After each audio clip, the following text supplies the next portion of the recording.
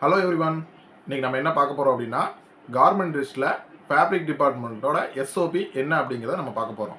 அதாவது ஃபேப்ரிக் வாங்கினதுலேருந்து அதை கட்டிங் கொடுக்குற வரைக்கும் என்னென்ன ப்ராசஸ் அங்கே நடக்குது, எந்த மாதிரி ப்ரொசீஜரில் நடக்கணும் அப்படிங்கிறது எல்லாமே தெளிவாக ஸ்டெப் பை ஸ்டெப்பாக நம்ம இங்கே இந்த வீடியோவில் பார்க்க போகிறோம். அதுவும் தமிழில் பார்க்க போகிறோம். நம்ம வீடியோ முழுசாக பாருங்கள், அப்போ தான் இந்த கார்மெண்ட் லிஸ்ட்டில் ஃபேப்ரிக் டிபார்ட்மெண்ட்டோட எஸ்ஓபி என்ன அப்படிங்கிறது உங்களுக்கு கிளியராக அண்டர்ஸ்டாண்ட் ஆகும். ஓகே, ஃபேப்ரிக் எஸ்ஓபியில் ஃபஸ்ட்டு பார்க்க போகிற டாபிக் என்னென்னு பார்த்தீங்கன்னா fabric unloading checking roll documentation. Okay, இந்த ஃபேப்ரிக் அன்லோடிங் செக்கிங் ரோல்னால் என்ன அப்படின்னு பார்த்தீங்கன்னா, சப்ளைலேருந்து ஃபேப்ரிக் வந்துச்சு அப்படின்னா அதுக்கு டெலிவரி செல்லாம் டிசி கொடுப்பாங்க, அது இன்வாய்ஸ் அதெல்லாம் வந்துச்சு அப்படின்னா ஃபஸ்ட்டு செக் பண்ணணும் எத்தனை கிலோ வந்திருக்குது, அந்த எத்தனை ரோல் வந்திருக்குது, அந்த ரோலில் கரெக்டாக வந்திருக்கா அப்படிங்கிறத செக் பண்ணணும். அதுக்கு அடுத்து அந்த ஃபேப்ரிக் ரோல் எடுத்து ஜிஎஸ்எம் போட்டு பார்க்கணும், ஜிஎஸ்எம் கரெக்டாக இருக்கா, ரெக்ரூட்மெண்ட் சொன்ன ஜிஎஸ்எம் ப்ரோக்ராம் பண்ண ஜிஎஸ்எம் கரெக்டாக வந்திருக்கா அப்படின்னு செக் பண்ணோம். நெக்ஸ்ட்டு ஃபேப்ரிக் ரோலை ஒரு ரோல் எடுத்து செக் பண்ணி பார்க்கணும். அதில் ஆயில் ஸ்ட்ரெயின் டேமேஜ் ஏதாவது இருக்கா அப்படின்னு விஷுவலாக இன்ஸ்டால் பண்ணி பார்க்கணும். அது ஃபேப்ரிக் ஓகே அப்படின்னா தான் நம்ம ஃபேப்ரிக் ரிஜிஸ்டர் கவுண்டரில் அவங்களுக்கு இஆர்பியில் அதே சிஸ்டம் சாஃப்ட்வேர் இருந்துச்சுன்னா சாஃப்ட்வேரில் இத்தனை கிலோ வந்திருக்கு அப்படின்னு என்ட்ரி பண்ணணும். செகண்ட் பாயிண்ட் என்ன அப்படின்னா fabric inspection using the 4-point system and 10-point system. இதோட மீனிங் என்ன பார்த்தீங்கன்னா, ஃபேப்ரிக் இன்ஸ்பெக்ஷன் பண்ணுறது 4-point சிஸ்டம் அல்லது 10-point சிஸ்டம் பயன்படுத்தி தான் இன்ஸ்பெக்ஷன் பண்ணணும் அப்படிங்கிறது தான் இந்த பொதுவான ரூல்ஸ். இதில் நீங்கள் shade variation, bowing, skewing, holes, thick and place அதில் என்னென்ன மிஸ்டேக் இருக்குது, யான் கனெக்ஷன் இருக்குது அப்படிங்கிறது எல்லாமே இதில் செக் பண்ணிக்கலாம். இன்ஸ்பெக்ஷன் ரிப்போர்ட்டை ப்ரிப்பேர் பண்ணி, அதாவது அந்த 4-point சிஸ்டமில் இன்ஸ்பெக்ஷன் பார்ப்பீங்களா, அந்த பார்த்ததை ரிப்போர்ட் ப்ரிப்பேர் பண்ணி அது பாஸாக ஃபெயிலாக அப்படிங்கிறத நம்ம கன்சர்ன் கட்டிங்க்கோ இல்லை ஃபேப்ரிக் மேனேஜருக்கோ இன்ஃபர்மேஷன் கொடுக்கணும். நெக்ஸ்ட் என்னென்னு பார்த்தீங்கன்னா ஃபேப்ரிக் ரிலாக்ஸிங் அண்ட் ஸ்டோரேஜ். இதோட மீனிங் என்ன பார்த்தீங்கன்னா, இன்ஸ்பெக்ஷன் முடிந்த பிறகு, அதாவது இன்ஸ்பெக்ஷன் கம்ப்ளீட் ஆயிடுச்சு, அது பாஸ் அப்படின்னா அடுத்து கட்டிங் டிபார்ட்மெண்ட் கொடுக்கணும். சப்போஸ் அந்த இன்ஸ்பெக்ஷன் ஃபெயில் ஆயிடுச்சு அப்படின்னா நம்ம கட்டிங் டிபார்ட்மெண்ட் கொடுக்கக்கூடாது, ரிட்டன் ரீப்ராசஸ்க்கு தான் நம்ம கொடுக்கணும். ஓகேவா? இப்போ ஓகே, ரிப்போர்ட் பாஸ் ஆயிடுச்சு, நம்ம கட்டிங் டிபார்ட் கொடுக்குறோம். கட்டிங் டிபார்ட் கொடுத்தப்பறம் ஃபேப்ரிக் ரிலாக்ஸ் பண்ணணும். எப்படி ரிலாக்ஸ் பண்ணணும்னா, நிட்டட் ஃபேப்ரிக்காக இருந்துச்சுன்னா 12 to 24 hours ரிலாக்ஸ் பண்ணணும். ஓன் ஃபேப்ரிக்காக இருந்தால் 24 hours ரிலாக்ஸ் பண்ணணும். லைக்ராக இருந்தாலும் 24 hours ரிலாக்ஸ் பண்ணணும். எதுக்காக ரிலாக்ஸ் பண்ணுறாங்கன்னா, அப்போ தான் ஃபேப்ரிக் ஸ்ரிங்கேஜ் இந்த மாதிரி அரெஸ்ட் ஆகாமல் கொஞ்சம் உங்களுக்கு ரிலாக்ஸாக இருக்கும். அடுத்து ஃபேப்ரிக் டென்ஷன், அதாவது ஃபேப்ரிக்கோட டென்ஷன் ரிலீஸாக இருக்கும். அடுத்து ஸ்டோரேஜுங்கிறது நீங்கள் ஃபேப்ரிக் ரிலாக்ஸ் பண்ணி வச்சிட்டீங்க, அடுத்தது இந்த ஆர்டருக்குள்ள ஃபேப்ரிக்கு இந்த ஸ்டோரேஜ் இந்த ரேக்கில் வைக்கணும், இந்த ஆர்டருக்குள்ள ஃபேப்ரிக்கு இந்த ரேக்கில் வைக்கணும் அப்படிங்கிறது தான் இந்த ஸ்டோரேஜ். இது நம்ம ஃபேப்ரிக் ரிலாக்ஸ் பண்ணாமல் கட் பண்ணலாமா அப்படிங்கிற ஒரு டவுட் இருக்கும். ரிலாக்ஸ் பண்ணாமல் கட் பண்ணக்கூடாது. எதுக்காகனா, ரிலாக்ஸ் பண்ணாமல் கட் பண்ண அப்படின்னா உங்களுக்கு ஃபேப்ரிக் கட் பண்ணக்கப்புறம் சிங்காச்சு அப்படின்னா, இப்போ எக்ஸாம்பிள் எஸ் கட் பண்ணுறீங்க ஃபேப்ரிக் ரிலாக்ஸ் பண்ணாமல், அது எக்ஸஸ் சைஸ்க்காக மாறிடும்.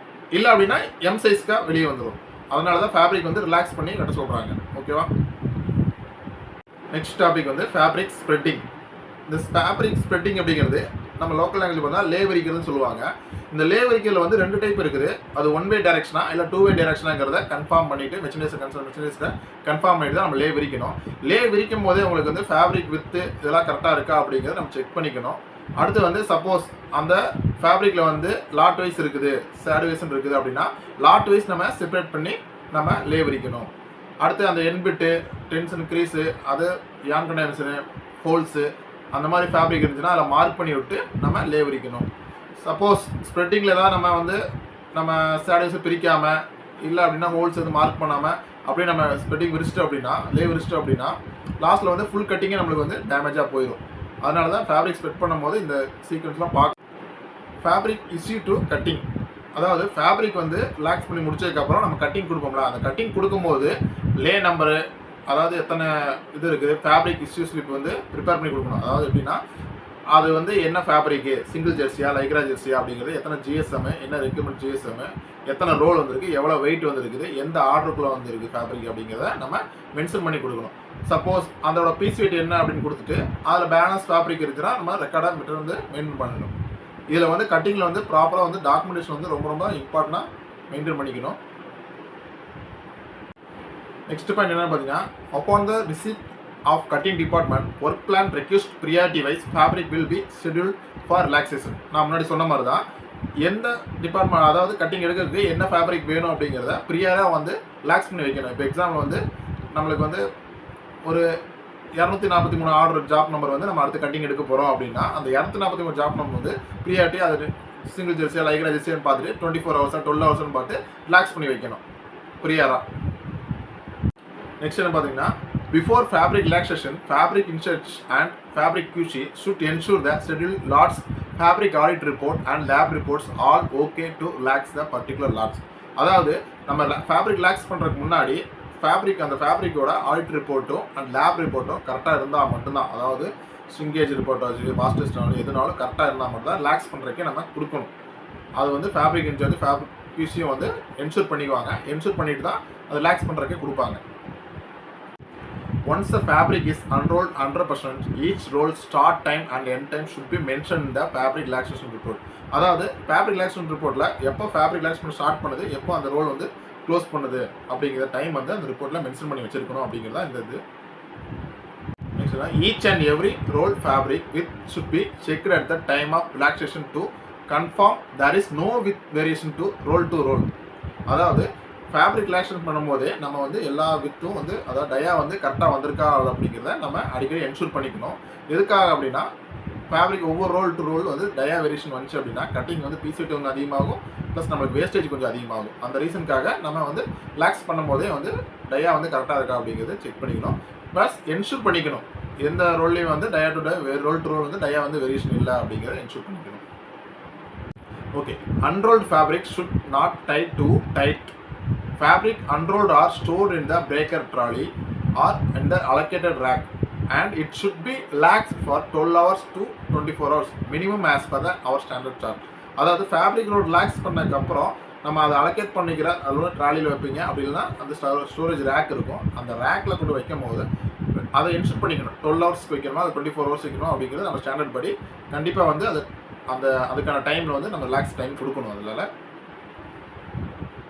Lycra fabric, 4-way drop needle interlock fabric, velour fabric, terry fabric and all other special fabric should be relaxed for 48 hours. Okay, இந்த நான் சொல்கிறேன் பாருங்கள், இந்த Lycra fabric, 4-way drop needle fabric, velour fabric, fleece, terry இந்த மாதிரிலாம் இருக்கிற ஃபேப்ரிக்லாம் வந்து minimum 100% வந்து 40 ஹவர்ஸ் ரிலாக்ஸ் பண்ணியிருக்கணும். அதான் நம்ம ஸ்டாண்டர்டோட டைமு. 40 ஹவர்ஸ் ரிலாக்ஸ் பண்ணலாம் அப்படின்னா நிறைய ஃபேப்ரிக் ப்ராப்ளம் நிறைய வரும், ஷ்ரிங்கேஜ் ஆகுது, இல்லை ஃபேப்ரிக் வெளியே வந்திருக்கும், அந்த மாதிரிலாம் நிறைய ப்ராப்ளம் வரும். அதனால் கம்பல்சரி இந்த டைப் ஆஃப் ஃபேப்ரிக்லாம் வந்து 40 ஹவர்ஸ் ரிலாக்ஸ் பண்ணணும். ஓகே, நம்ம இப்போ ஃபேப்ரிக் டிபார்ட்மெண்ட்டோட SOPலாம் பார்த்துருப்போம். இந்த SOP ஃபாலோ பண்ணால் நம்மளுக்கு என்னென்ன பெனிஃபிட் இருக்குன்னு பார்த்துடலாம். ஃபேப்ரிக் வேஸ்டேஜ் வந்து ரெடியூஸ் ஆகும், கார்மெண்ட் குவாலிட்டி வந்து இம்ப்ரூவ் ஆகும், ப்ரொடக்ஷன் ஃப்ளோ வந்து பிகாஸ் ஸ்மூத்தாக போயிட்டு இருக்கும், ரிஜெக்ஷன் ரேட் கம்மியாயிரும், மினிமைஸ் ஆயிரும். ஓகேவா? அதனால் கம்பல்சரி ஃபேப்ரிக் பெரிய பெரிய கன்சர்ன்லாம் பார்த்தீங்கன்னா ஒவ்வொரு டிபார்ட்மெண்ட்டுக்கும் ஒரு SOP வச்சுருப்பாங்க. அந்த SOP கம்பல்சரி ஃபாலோ பண்ணணும் அப்படிங்கிறத அவங்க ஒரு கோலாக வச்சுருப்பாங்க. அதே மாதிரி நம்ம இப்போ ஃபேப்ரிக் டீமோட SOPயை நம்ம பார்த்துட்டோம். இது பார்த்ததுனால என்னென்ன பெனிஃபிட் இருக்குன்னு பார்த்துருக்கோம். இது மாதிரி உங்களுக்கு வேறு எந்த டிபார்ட்மெண்ட்டோட SOP வேணும் அப்படின்னாலும் என்னோட கமெண்ட் பாக்ஸில் கமெண்ட் பண்ணுங்கள், நான் உங்களுக்கு அந்த வீடியோவை போஸ்ட் பண்ணுறேன்.